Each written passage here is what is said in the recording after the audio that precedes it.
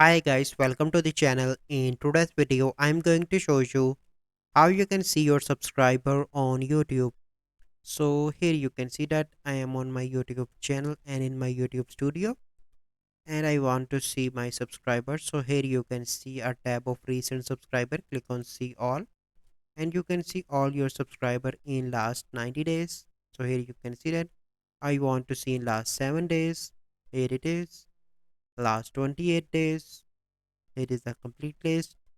Last 90 days, last 365 days, and for the lifetime, click here. And if you want to see more subscriber on one page, you simply need to select 50 and scroll down and you can see all your subscriber here. So this is the process how you can see your subscriber on YouTube.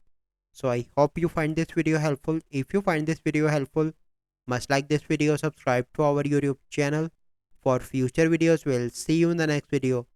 Thank you. Have a good day.